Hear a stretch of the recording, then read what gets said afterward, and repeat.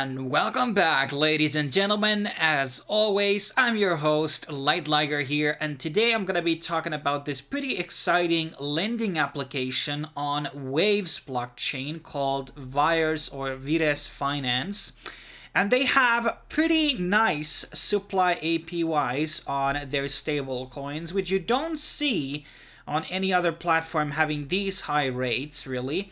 So for USDT, we have 82%, for USDC, 93%, and for Neutrino Euro, which is the Euro stablecoin on Waves, is 78%. And Bitcoin 3, Ethereum 2.12, USDN 13.29, and Waves has 3.66. And how does it exactly work is that they are staked through the Neutrino staking protocol to generate additional passive income, and that is, I think that is being compounded, and this is why the percentages get so damn high with this Waves thing. And Waves used to have, when we talked about it in the beginning, when the Waves exchange launched their lending stuff or the staking stuff for their stable coins, the rates were pretty damn high, 20% and above for single assets. And their token is going to be launching in 19th, that is in 3 days.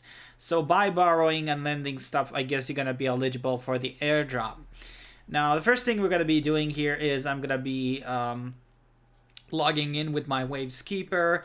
This is, the MetaMask of Waves. It's pretty convenient, easy to use. Okay, I think the browser just froze there for a second. Let me open that again. Okay, for some reason it doesn't want to open. Whatever. Okay, there it is. So I have my account here open, and I bought some Euro because I'm bullish on Euros, obviously, more than I am on the dollar. I mean, both are shit coins, but I want to have Euros because I have already so many dollar stable coins. And something that I should have said in the very beginning of the video, the bear market or the end of the bull market, so to speak, is going to be happening. And Bitcoin is especially going to be reaching its all-time high again. And then you want to sell off and maybe move 30 to 40% of your assets into stable coins, and you really want to find great places where you can store those assets. And I spread them around much as I possibly can to reduce the risk. Some are in DeFi, some are in CeFi, and I look constantly new opportunities. But let's try this, how this is basically done. So I want to supply 100%, which is 155 euros. And supply APY will be going down because I'm supplying more. There will be a fee, obviously, in Waves. And I'm going to be supplying. Now there's going to be a transaction popping out on the Waves Keeper. We're going to be paying the sum. And after that, we are going to be enjoying pretty nice. You can also choose it to use it as a collateral. I never do borrowing. Borrowing has its own strategies, and sometimes you can get an APR on borrowing, and there's too much strategy thinking from my part, and I don't have the time to look into my all assets. People who do borrowing and supplying only definitely should be doing it. And here we can basically see that we have allocated this much money into the platform. Now, there's also a cross-chain transfer. So in case you don't want to use swap for swap. So swap is kind of like the Uniswap of Waves exchange, or sorry, the Waves blockchain. And basically you can transfer Bitcoin from the Bitcoin chain, or I can move Ethereum, or any ERC20 tokens, USDT, USDC, USDN, and Euro from Ethereum, and also from Binance Smart Chain, and also from Polygon. They support the USDN. And this would be a very, very good, so I can top up these things here very easily. And I also can send the Bitcoin back into these chains, or I can send Waves into Ethereum blockchain. I didn't actually know that was possible.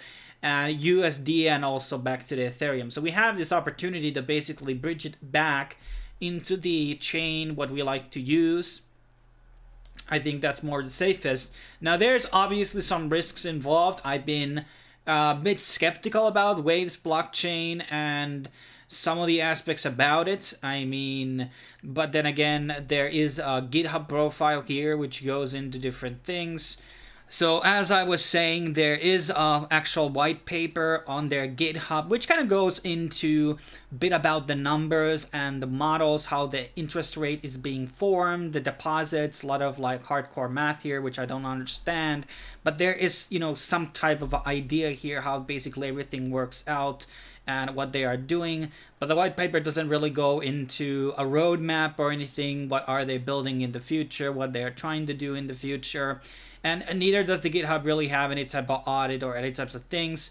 But there is basically the code that you can go through and see everything, how does it work and stuff like that. So that's kind of like a nice thing. So it's transparent code, but it doesn't mean it's audited. But then again, Ride is not a language that many people know how to use, meaning that there's going to be a very few people who would be able to hack it if they actually had any type of incentive to do so.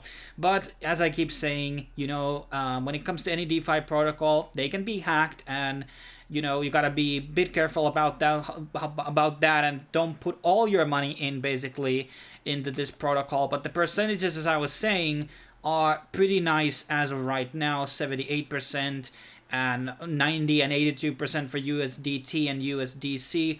These are very, very good rates, even though if they are going to be there for a little while, you're still going to be making nice profit on those, even if you're going to be bridging those assets. But thanks for watching. As always, check out my other videos on the channel, subscribe, like, comment, that all good stuff. I will be seeing you guys on the next video. Cheers.